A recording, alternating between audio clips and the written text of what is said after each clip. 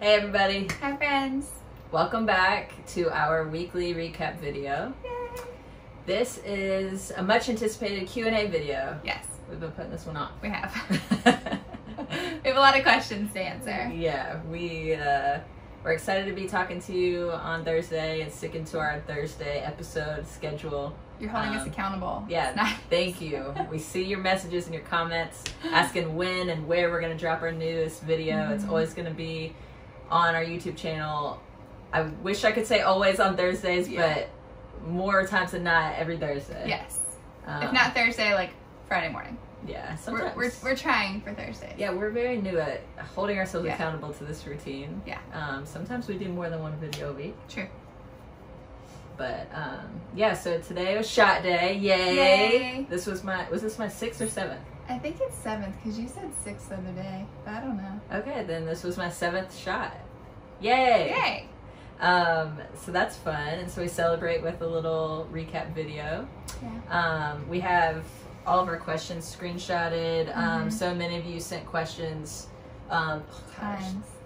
Freaking nailed myself. Careful. You sent us questions through Instagram stories and on our YouTube channel comments, and so we haven't really talked about them. We just kind of both screenshotted. You screenshotted yours, I screenshotted mine. Yeah, and so we're gonna tackle these questions together and talk through them. And yeah. Do you want to go first? Do you want to do all yours, or do we want to go back and forth? Let's go back and forth. Okay. Yeah, because I know a lot of you have questions just for Kelsey, or just for me, or for both of us. Yeah. I'm gonna save some of. I have some fun questions that aren't about Luke's transition or how I identify or anything like that. So I think I'm gonna save fun questions for the end and get all the serious questions. I think they're all fun questions. Thank you. They are all fun questions. All of your questions are valid and fun. I just meant some are more serious than others. Yeah. So I want to do the serious questions first. I gotcha. If that's cool. All right. Okay. So as in go back and forth, I read questions over to me? Or to whatever question you want. Yeah, you read a question and we answer it, and then I read a question and we answer it. But if it's just to you, then you answer it. I know, that's what I meant. Yeah. Okay. Keep it real. We did not practice, rehearse, script, anything in this house. Okay, first question, just because my eyes went right to it. Okay. Have you had mood-related changes or irritability? And I'm assuming this is regarding being on testosterone and being on this transition. Yes, I have. I'm not answering this one. Yes, I have. Yes, I have. I feel like before pre-T, I was still already a very assertive person. That's a good word. And not afraid to speak my mind and to voice my emotions and feelings. And sometimes I can come across more aggressively than I mean to. And I'm a type 8 Enneagram. I was going to say, it's just type 8, yeah. I'm a type 8 Enneagram, 8 wing 7. And so if you want to look that up, that will tell you a lot about me. Type 8 Enneagram, Sagittarius. Yep. What else was it? I don't know. But just knowing these things about your person, knowing what makes us the way we are, I love that. I don't know. I just love being able to be he's an 8. And you're a 2. And yeah. So that is something, basically, back to the question, I have noticed, because sometimes I'm I don't really know why I reacted so emotionally to whatever it was. I feel like I've had more intense emotions at times. And sometimes, even while I'm feeling that emotion, whether it's just being upset or mad or whatever, or irritated or annoyed, in the moment I'm even thinking, why am I so bothered by this? Yeah. But there's just a lot of hormonal changes going on. Yeah, for sure. And so we're really good and always working on communicating and trying to actually voice exactly where our feelings are coming from and how we can meet in the middle and understand where the other is. Because there's so many times that our feelings have nothing to, I'm a 2 and I get my feelings hurt extremely easily. And so there's a lot of times where there's feelings and emotions going on that have nothing to do with each other, and just being able to like find the root of it. Like I feel like sometimes, so I think that you're dealing with sometimes, and I don't mean to speak for you, but a lot of like body dysphoria, and so I think sometimes at times your body's like not changing fast enough for you, and you're not being able to have your top surgery quick enough, and you're not seeing in the mirror what you feel on the inside. And I think that can be like an aggravating thing that's just kind of like lingering in your head that might like result in you getting agitated or upset about something else that has nothing to do with that, but because you were feeling that, totally, other things bother you. Like even walking past a mirror or something, my eye could get caught on something that I'm dysphoric about, or like I'm self-conscious about, or anything, like just walking past a mirror, and then the next thing, like it could be, you know, like a sound or like a repetitive sound or something that like one of the animals, or even Kelsey, and I'm just like, what are you doing? Stop.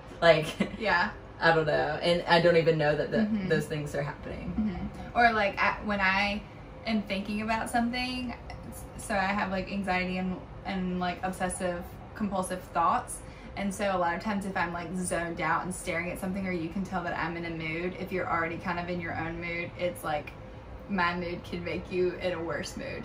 Even though I might not even be in a mood, I might just be like staring off in space thinking of something, but I'm not listening to you, and I'm not like actively paying attention to what you're saying, and that can be like agitating. Yeah, I think that's a lot with like everybody though. Like I feel like that's really common, is that something's going on with yourself or on the inside, and like it can be like we feed off each other's energies. Yeah. Like 100%. I am super empathetic with Kelsey. Like if something hurts on her, she's upset about something or whatever, like I'm right there, I'm upset too, and like I'm hurting with her, or I'm sad with her, and I'm wanting to fix it and make it better. And so like if I'm like in a grumpy mood or something, and then I feel like she is also like in a mood of some sort, it like worsens mine. Yeah, I don't even know if like tea, I guess they're asking like with tea has it been worse. I feel like this is like just like our personalities kind of thing too, not just because of tea. But I feel like there are spurts. That's what I was trying to say. Is like I feel like things that my baseline level of irritation or whatever it may be is already like more assertive and loud and aggressive as it is. And so there's not times in a cruel way. No, not in a cruel way. Okay, I didn't want it to sound like you're loud and aggressive and mean. I think they understand. Okay. I think they understand.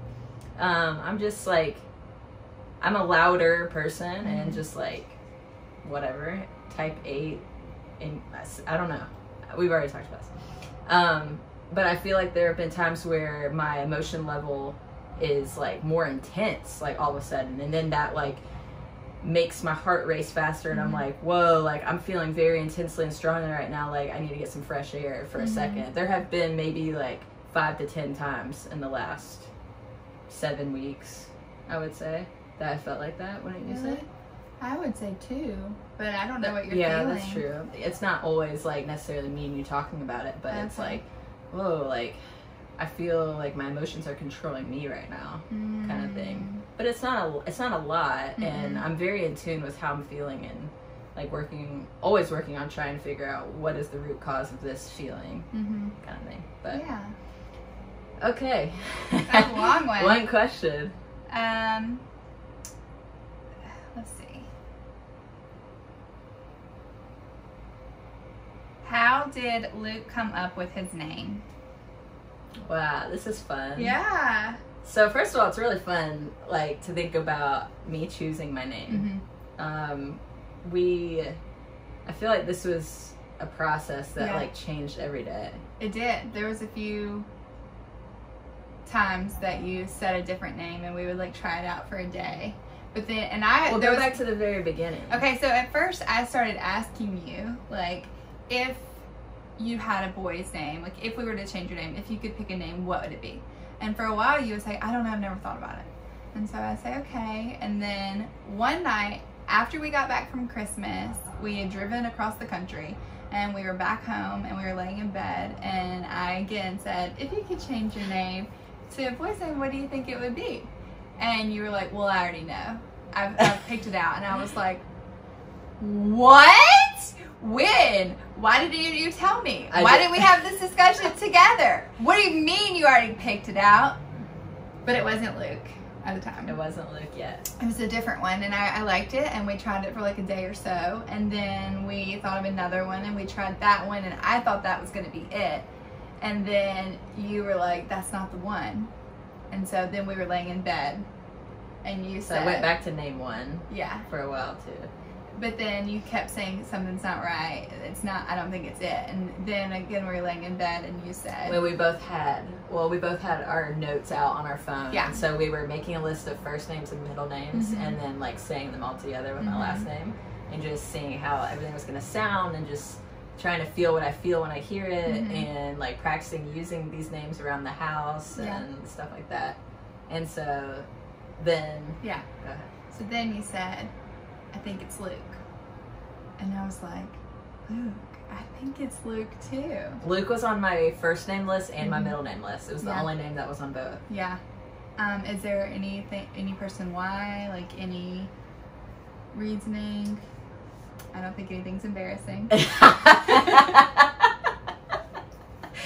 I know, but I was just thinking about how I was gonna say it. I wasn't necessarily gonna not. And you're basically like, tell him where you got Luke from. Oh my gosh. I'm pretty sure my face is like bright red right now. It's okay. I feel hot. Okay. And no, it's not embarrassing at all. Like, there are two guys named Luke that I think are freaking awesome people. And when I saw them on TV, I was like, oh my gosh, like, I wish I could be them. And they just so happened they were both on the same show at the same time, and they were best friends, and both named Luke, and super cool. If you watch Love Island, you know who I'm talking about. Love Island UK. Luke P and Luke T. Is it Luke P? I don't know. No, remember. It's not Luke P. Luke P. Luke P. Oh, no! Not that Luke P. Not that Luke P. No. It's just look at Luke. Oh my God, what is his last name? Luke T is with Shanice. And with, oh my gosh, look it up. He's with Lucy. I know, look it up. I hope Anyways, I'm not ruining this for you. I thought they were amazing. Like, such cool guys, like impeccable style and personalities. And I just love the name Luke. And it's Luke Abbott, but he's not Luke. Oh, Luke M. Luke M. He went by Luke M, didn't he? I don't remember. I didn't think he did, but I guess he did. It's Luke and Luke. Yeah. Luke Abbott. Luke A. Luke A and Luke T. Did I say that? I don't know. That's going to drive me crazy. But anyways, they're both Luke. They're awesome. As soon as I said Luke out loud and plugged in some middle name options, like, it didn't matter what middle name. We knew it was Luke. We knew it was Luke. And I just felt it. I was looking at names, and I said, Luke Wesley Pearson. And you said, I like it. And then I got really excited because Wesley is a family name for me. And it's like, I took your name with Pearson, and then you took one of my family names with Wesley. Yeah. And I think that is so cute. That is so cute. Come on. Yeah. You're going to be sticky. Yep. So, Luke Wesley Pearson. Yeah. One of my family names. Luke is what you wanted, and Pearson. When you know, you know. Yeah. It just felt right. Okay. All right. Your turn. Oh, man. Hard question or fun question? A hard question. That one was fun. Okay. How do you plan on fighting against straight appearing privileges? That was hard. That was hard.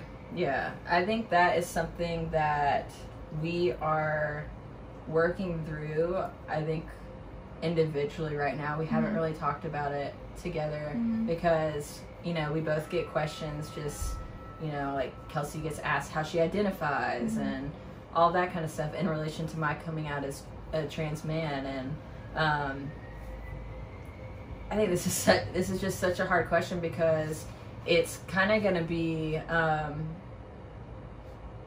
kind of the work that we're doing right now of just uplifting other people's voices and passing the mic sometimes. And but also you are trans, so like staying in your identity as a trans man and being like an openly trans man and fighting for trans rights. And I mean, we haven't yet experienced straight privilege, I guess.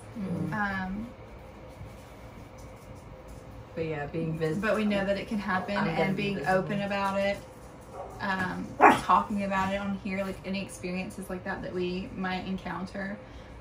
There's some things that we've thought about already that we're like, damn, we might, like, I don't like the word benefit. It's a privilege.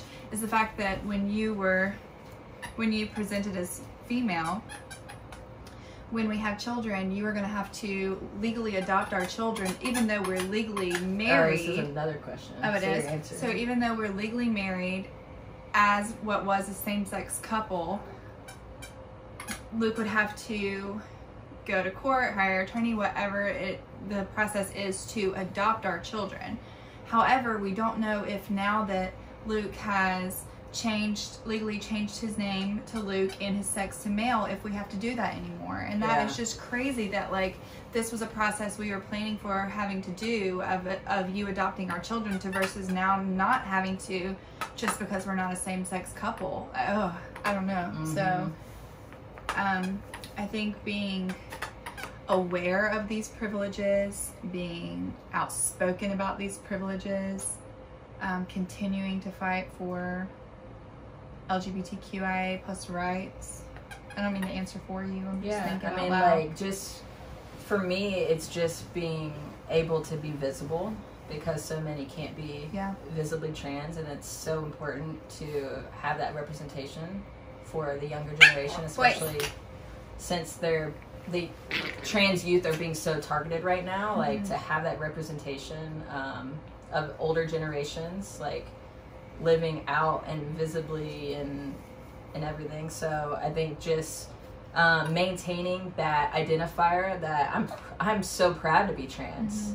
Like, I personally don't want to ever lose that pride, and I love that we are going to be a trans family. And represent the community, the LGBTQ plus community, just being ourselves.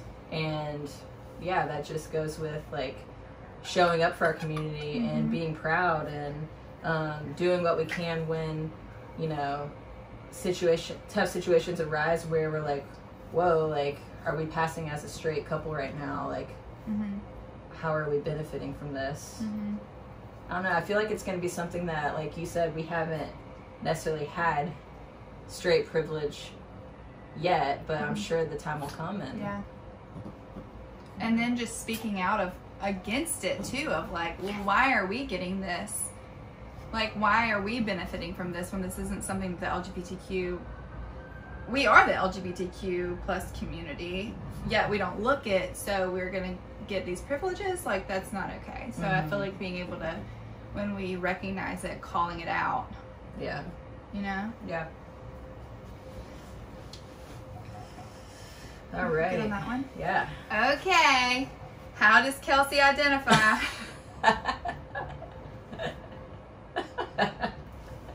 God, I love you. I love you so much. Okay, so, since I realized that I was attracted to both women and men, I've always identified as bisexual. Until more recently, so there's that. So just alone saying that I identify as bi, was presenting as female, is now his true self. Everything's cool, everything's fine. But after doing, like, a lot more, I guess, research and self-reflection and figuring out what exactly I feel that I identify with, I now say that I'm pansexual. And I want to talk about that for a minute as well, because I don't want to say that bisexual isn't as inclusive, because that's not how all people see bisexuality. It is just as inclusive of non-binary communities, gender non-conforming, and things like that. However, from what I've read, if this is correct, is that some people feel that with with their bisexuality that they maybe have one that they prefer over the more, like a preference. And I don't think that I have any kind of preference. I think that I just love people, for their hearts, for the way they treat me, for the way they make me feel, for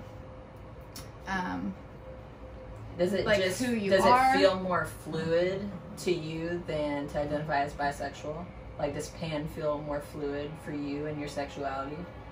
I just feel like I don't have a preference, and I feel like that's what I've heard most people say with I know, being but pan. how you feel though? Like, does I think it's, for me, like, I feel like I'm super, I don't even know if I'm fluid. I just think that I just love, like, I fell in love with you for who you are, but if I would, like, I could have fallen in love with any gender or any person or any heart or soul and not cared at all of how they identify.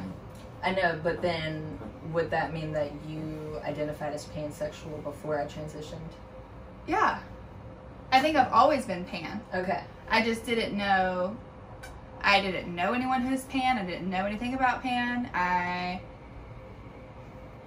don't know. I just said bi, and I don't think anything's wrong with that either. If I still wanted to identify as bisexual with those same exact reasonings, I think whatever you identify as, and for whatever reason you identify as that, it's completely valid. I just don't think that I even have to have an identity period anyway, and I guess that's one of those question, like, I don't want to say bothers me, but it's like, we are married. We're in a monogamous marriage. And yeah, and I love you unconditionally, and then that's the end of the story. So it just works for us. I don't know what, I don't have advice for other people and things like that. Like, one of the big questions, or like one of the things that I've received a lot of, is like people saying, you know, they are lesbian, and if their partner was to come out as trans, they couldn't be with them any longer, and that's just not the way that I feel. So I love you. If you need to know my identity, just say pansexual. That's fine. Or you can just say married. I mostly just see us now as a trans family. Like, he all the time is like, Kelsey, you're not trans. I'm like, we're a trans family. I'm just teasing you. You're literally so supportive, like, that you immediately got your nails painted with the trans flag, and we're like, well, we're a trans family now. Like, that's it. Yeah. And, I mean, we're still an LGBTQ plus couple. Yeah. Like, that's just... And to build off that, you are not an ally of the LGBTQ plus community if you don't support every single letter. And so what irks me is someone who identifies as lesbian DMing you and saying, well, I don't get your relationship. No, I don't get your sexuality and how you identify as pan, or how you identify as bi, or I thought you were a lesbian. Like, I don't like people trying to put other people in boxes, and then when someone like you says, well, you know what, this is how I identify my sexuality, if I have to put a label on it, and then them saying that they don't agree with it. Like, there's nothing to agree with or not agree with. Like, however anyone wants to identify is how they identify. But yeah, it can get a little touchy because things can sound a little bit transphobic if you're not careful. Yeah. So I would just be careful in the way, like, I know everyone has their own preferences, and gender expression and sexual orientation are not the same. They're completely different.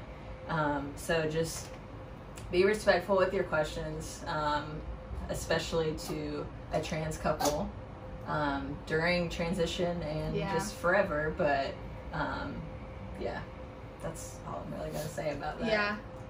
And also, I'm still learning, I guess, of just because we are LGBTQ doesn't mean that we know everything about everyone and every identity and everything that there is to know about the LGBTQIA plus community. So I'm only speaking from my experience. I mean, I know that goes both of us are just speaking from our own experiences, our own feelings, our own thoughts, and I'm never trying to offend anyone. And I say this because there's such a close tie of pansexuality and bisexuality, where some people feel that bisexuality is pansexuality, that it never meant to be exclusive or anything like that. And it's not that I feel that way at all. I see it as one feels that they have a little bit more of a preference, while another doesn't feel like they have a preference at all. It's just who they fall in love with, and that's kind of what I feel I relate to the most.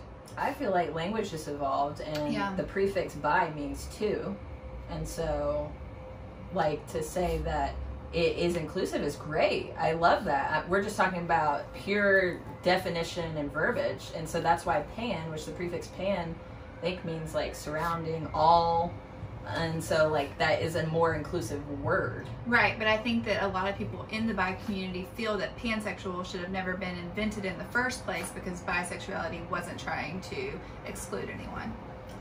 I know, but then I'm saying the pansexual community thinks that it's great that the language evolved and that there was a word that felt more like them. So I am a word definition type of person. So bi means two, and pan means beyond two. And so to me, like, I don't know, I would if I was in your position, I would probably feel the same as you. I would say, well, you know, I feel like I'm pansexual instead of bisexual for these reasons. Right, but some people can feel that that's biphobic if you're saying that it only means two. Well, we could just agree to disagree. Okay, I'm just telling you. I know, but I mean, that's... You're talking specifically of the definition of that word. And I'm just saying for the pansexual community. Yeah. Because does that then mean the bisexual community is panphobic? I don't know. So that's where it's like, it's tough. Anyways, the disclaimer is that we're always only speaking on our own experience and what we know is true in this moment. Because right after this video ends, we could learn something completely new. Yep. And that's, I mean, that should be the goal of life, is that you're just always trying to learn and be more aware of things. And that you're open to being aware and changing your thought process on those things. Yeah. Okay, that was your question? Yeah. All right. Let's see.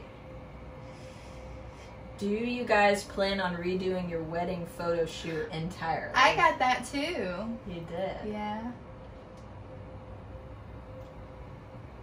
Yes. Yeah.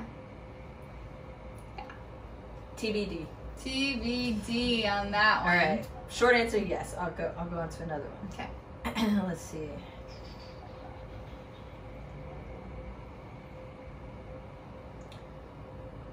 Shot anxiety tips. Ooh. I have multiple questions regarding that. Did you have anxieties taking tea? Were you afraid to not have support? Shot anxiety tips. So about that, the first shot was definitely the scariest, because I've never given myself a shot before. And going through all that, making sure I was doing everything correctly.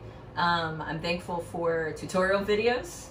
I get my testosterone from Plume, which is a telehealth.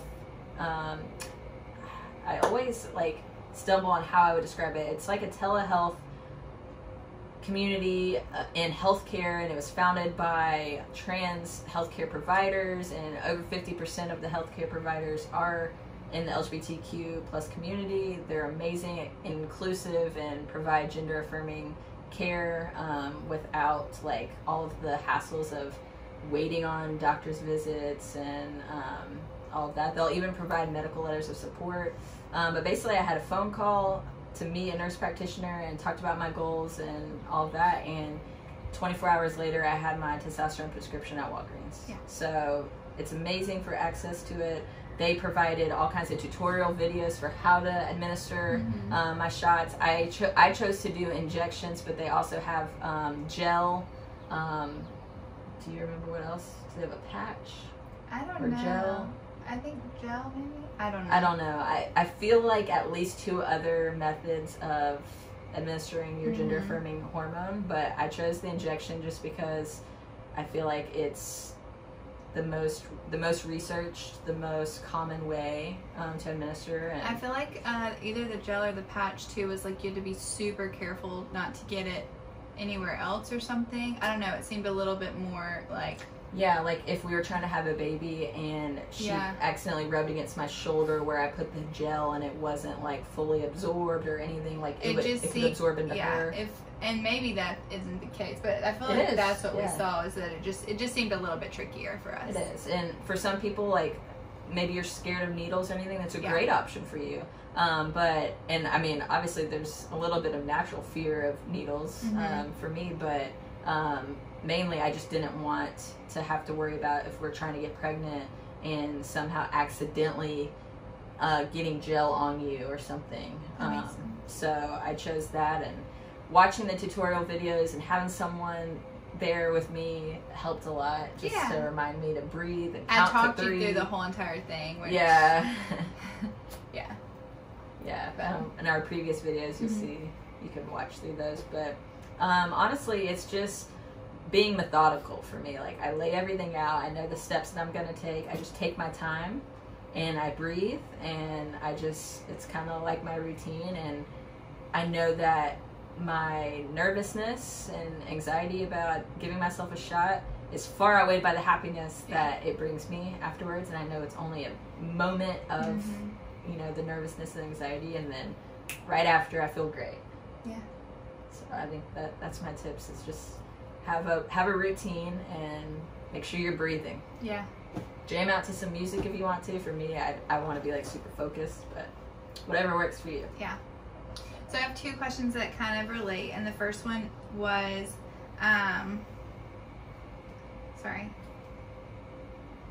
do I remember the first time that Luke ever talked to me about changing his gender? And did I struggle with your pronouns at first?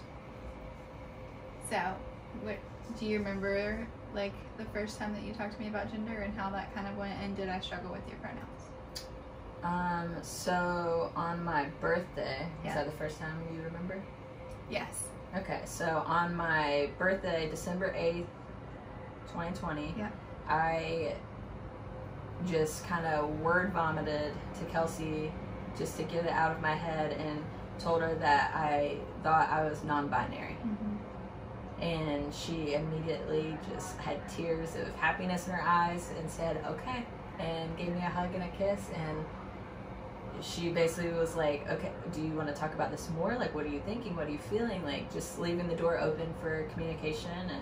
And we probably talked about it every single day. Yeah. Or almost every single day from then to March, when I don't even know. I know the first time that you said the word. Yeah. Okay. So, when he came out as non-binary, I was completely supportive right away. I did ask, like, a few questions of just not trying to understand, because I completely get non-binary, but trying to, like, understand your thought process of why you feel non-binary, like why you felt you were non-binary. Because for me, some of the things that you were saying, which is also totally okay, non-binary people can identify however they want to, or however they do, but like there were some things like you were okay with he and him, but you didn't want anything she or her. Like you're okay talking to the puppies if I was like boys, or you or whatever. Like there was just things, and so we just kind of talked about. I would ask, like, do you think there's any possibility that you are trans, or that you want to present more masculine, I guess? And you kept saying no. I think I'm like, was it a masculine female? Was that the words that you were using at the time? Prior to coming out as non-binary? Yeah. Well, you even when you came out as non-binary, I feel like you were saying you feel like you just present more masculine. I don't think I was saying female. Female, though. Okay. I think I was just saying, I think I'm just more masculine. Okay. I think that was just kind of like... Okay. General. So I just, every now and then would kind of open the door a little bit of, like, I just want you to know that, like, I always support anything and everything. Something in me just felt like it wasn't there yet. You weren't there yet. And I don't know why. Because if you were just non-binary, that is completely valid, but something just felt like you weren't exactly where you were ready to be. Like where you, it wasn't just fully right for you. I think that's because you... Bravo! Every time there's sirens, he barks. I think that's just because you know me so well. Yeah. You know, and like, because like I said, like I feel like I'm a very decisive and assertive person. And so something felt kind of off. very indecisive about it a little bit for this. Yeah. You were like, I don't know.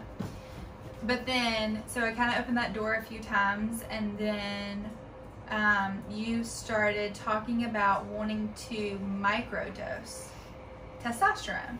And so I was like, well, what is that? I've never heard of that. And you were saying, well, you know, some people who are non-binary, they just want to be a little bit more on the masculine side. And I think I just want to be more on the masculine side. Again, totally okay. So I was like, okay, well, what is microdosing? And so you were telling me it's like it's a smaller amount of testosterone for like subtle changes. And I was like, okay. And then you were saying that, and then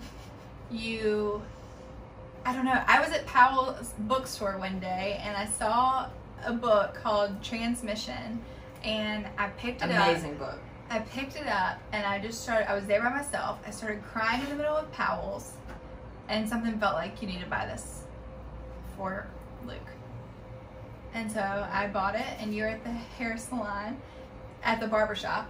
And I came to the barbershop and I gave the hair salon. Sorry, at the barbershop, and I gave you the book, and you read it immediately. Like usually you kind of put books to the side. I read it that night. The night, in one day. Yeah, I literally didn't go to bed. You stayed up the whole entire night reading it, and then after you read that book, I think there was a few days that passed. You ordered some more books, and then we were in the car, and we had just gotten home, and we were in the garage, like in our parking garage, where sometimes we just sit and talk, like for some reason, instead of walking, like going inside, we just sit and talk in the garage. And we were sitting in the garage, and you got tears in your eyes, and you said, I haven't said it out loud, and I'm ready. And I said, what? And you said, I'm a boy. And I said, yes, you are. And then that was it. Yeah. Do you remember now? Yeah. Have I had trouble with your pronouns? No, you haven't, and that's saying a lot because I went from she, her to they, them to he, him, and even with they, them, I wasn't comfortable with it. Like I would mess up and refer to myself as she or her, and that was like it was almost like a disturbing feeling for myself when I would do it to my own self. I think I messed up once with they, them, and I started crying. Yeah, but that's not struggling, sweetie. That's what I'm trying to say is even I was one time, like you just committed, and like I think just with anything you just repeat things and you practice and I feel like I saw you differently immediately, and I don't mean that in a bad way. It's like I just literally see you as the male that you are, and I did right away. Like it was like that, it was like a light bulb clicked or something, just of like, that makes sense. Like that makes so much sense. Yeah. And so it doesn't seem hard or difficult or a struggle or anything to use he, him, because it just feels right, and it feels like I always have. As weird as that might sound. Yeah. Does that make sense? Okay. Your turn. I was looking up Transmission because I could not remember his name. Transmission, My Quest to a Beard by Alex Birdie. Highly recommend it. It's a young adult. It's really good. Young adult. I love young adult. That book was a pivotal book for me in my journey to coming out as trans, because every page I was like, oh my god, yes. Oh my god, yes, yes, yes, yes. Like it started opening your own childhood memories to you, where you would like close the book for a second and start telling me about some childhood memory you have that I'd never heard before, and you were like, I forgot about this. There's so much in my childhood that I forgot because I felt like I was always having to plan ahead and look to the future versus remember what's happening like now. You weren't present. Yeah. And this is stuff like we're working through right now. It's just like I have trouble being present and remembering what's happening now because a coping mechanism and defense mechanism, whatever it may be, in me since I was a child is to think ahead and then that puts me not in the present. I'm always trying to think ahead and prepare and like this is protect yourself from protect things. Myself, protect you now. Like this is seen even when we're preparing for trips. Like the number one thing that causes me anxiety is not feeling like I'm prepared and like I have everything that I need. And so that has been something that's been helping me, you know, unlock memories, is reading other people's stories. And then I'm like, oh my gosh, yes, like this happened to me, but it was a little different. It was like this, and like I have to stop and talk about it because I'm like, I literally haven't ever spoken this memory out loud before. I didn't remember it until this moment. And so that's been really crazy cool. Your turn. Okay. Want to do one more each? Just one? Yeah, sure, we could do just one. Can we do just like one more difficult one and then maybe a few fun ones that are short? Yeah. Okay, go ahead. Let's see. If I even have any more difficult ones. Let's see.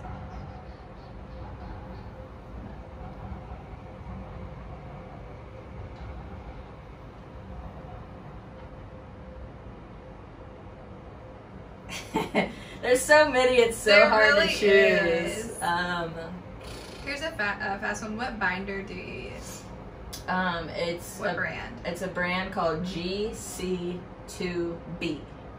and they're great. Like, what I do highly recommend is reading up how to get sized for one. Don't ever size down and try to make one smaller to be tighter because it's dangerous for your rib cage and your lungs and everything. So really do your research on picking the right size binder, and because they do have returns, so you can always return and exchange for the correct size. But yeah, it's super it's crucial for your health and well-being to get the correct size binder and only wear it for the amount of time you're supposed to. Like, I don't wear mine for more than 6 hours a day, and I don't wear it every single day because it affects your skin elasticity, and it restricts your breathing, and it can compress your rib cage and your lungs and all that stuff that your ribs are protecting. So be very careful with binders. It's serious stuff. Okay, let's see. What are you most looking forward to regarding your transition? Ooh. Man, I honestly, I look forward to every single day. Yeah. I look forward to every single day looking in the mirror and being like, things are changing. What's different? Things are changing. Like, there's definitely, stark moments in the daytime or nighttime. I feel like we notice changes more at nighttime. You think so? I don't know. Because I feel like it's usually when we're getting ready for bed, and I'm like, baby, I look different today. And you're like, I was just about to say that. True. So I think just being patient and enjoying this as a journey. It's very hard for me, but that's what I hear from other trans guys I follow, is if they could tell themselves one thing, it would be to not be impatient and to enjoy every day, because the changes will come. And so that's what I'm trying to do. I think that's the hardest part for me too, is being patient for your transition. Someone asked also of any difficulties that we've had, or how I'm handling things and whatnot.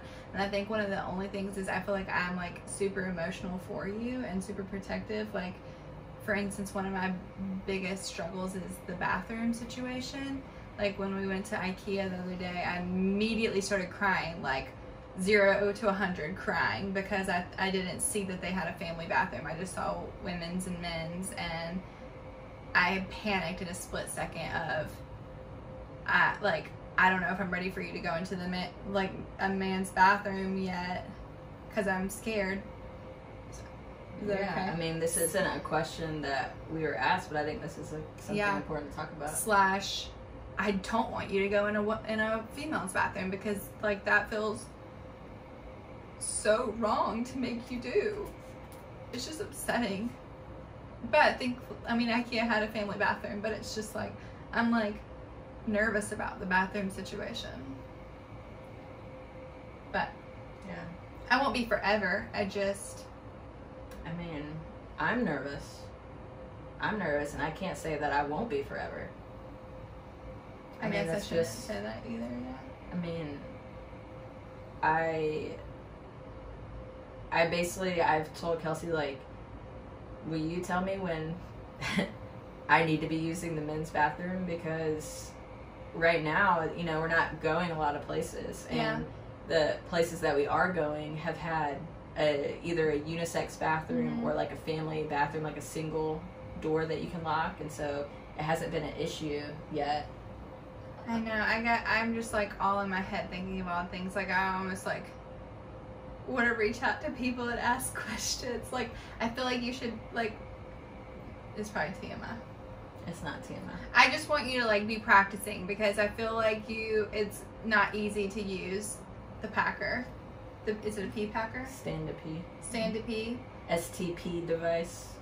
I feel like he needs to be practicing like every day, and then I'll feel comfy with you going into the bathroom. It's just the thought of like you trying to use it and not knowing, like I don't know. I mean, here's the thing, like I'm gonna have to use the stall in the men's bathroom. Yeah. I'm gonna be using the stall, and so what do most men you do in the stall? that part just grosses you out. Yeah, this is something that I stress about. I know. They take shits. I gotta go in after the guy that was shitting. And it's gonna smell. What am I gonna do? Whip out my poopery? Like, I'm gonna literally be like this. Like... Because women don't poop. There's more stalls. Everyone's in a stall. So it could be a pee or a poop. I'm just picking. I just meant that previously you could have also gone into the stall where someone just pooped. But I wouldn't. I would have gone into a different one. Okay. And it's for me, it's knowing that is 99% the reason why I'm going this stall is to poop. Well, my thing is I just want you to be able to use your stand to pee packer perfectly so that you're not having an accident. I do too. You're right. I hadn't thought about that, baby. I want to go in there below average peer. Also, I have a crick in my neck, and so I feel like I'm turning my head weird. Oh my god. I know. So anyway, I don't know where that came from, but that's like my biggest struggle right now is just like the bathroom situation. I'll just wear a diaper. If you want to. Okay. Oh, here's another short, sweet one. What? Is your family giving you more support? No. Okay, on to the on. next one.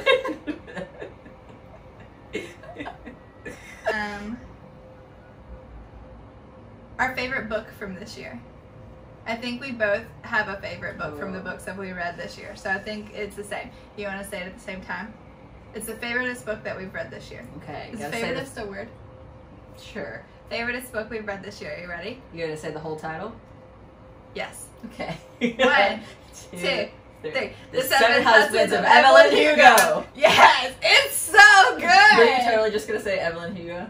I did say Evelyn Hugo. No, were you going to just say Evelyn Hugo before I said that? No. Okay. Because every time we're talking about it, we just say Evelyn Hugo. Yeah, we're like, Evelyn Hugo. Woo! It's so good.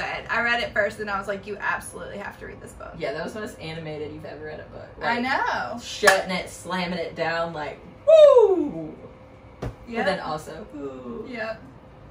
Okay, you can pick the last one. We've got like 5 last ones. Okay. Hold on, let's see.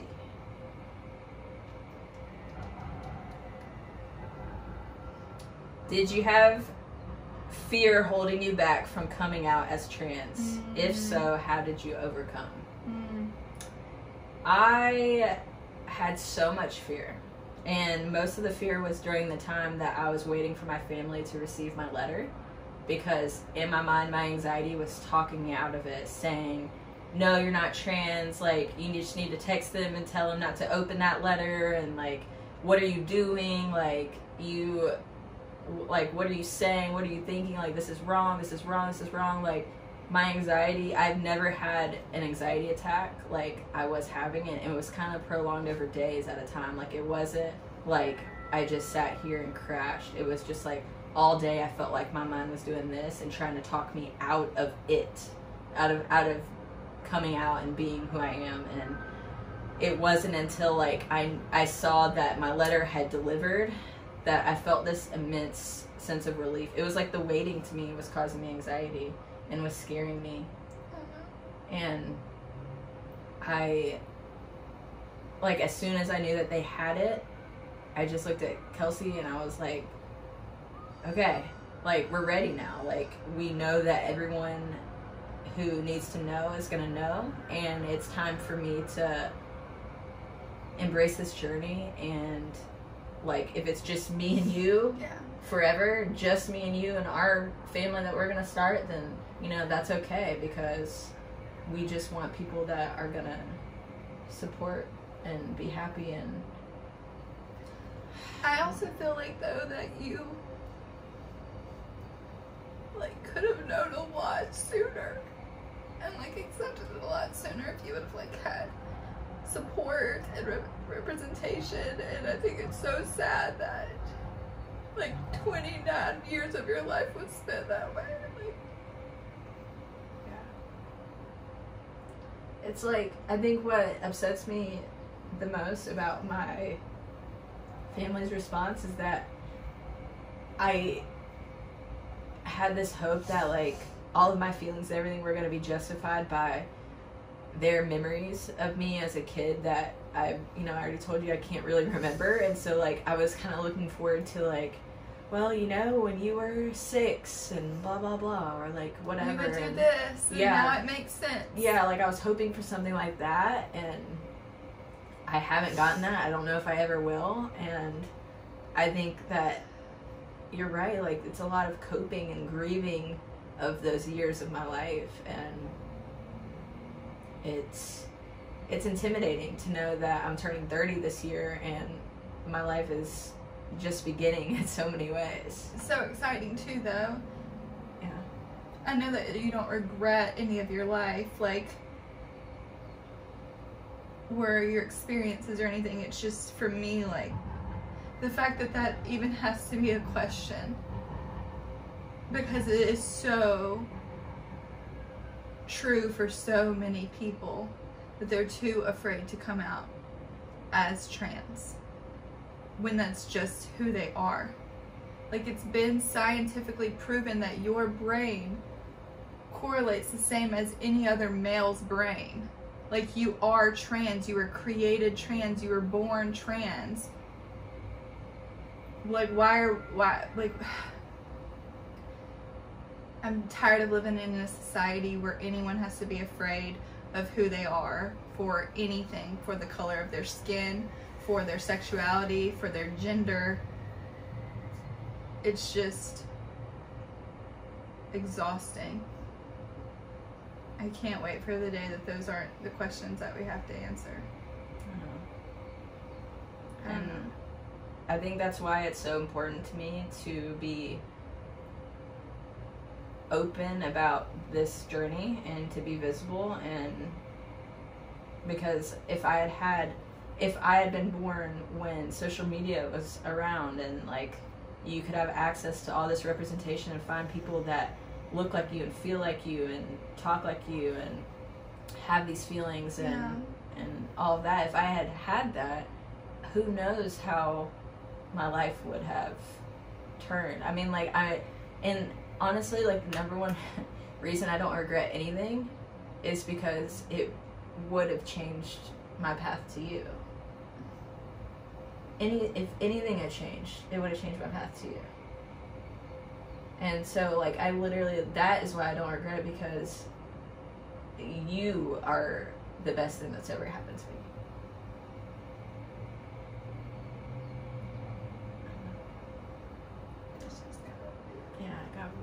So this is why we cannot wait to have a family, because we are going to raise our kiddos to be so loved for exactly who they are. Unconditionally. Unconditionally. The way we love each other. Yeah. So. I love you so much. I'm sorry I got distracted. I don't like his head out of the window. Our kitty cat is sticking his head out of the window, and we live very high. Get down, baby.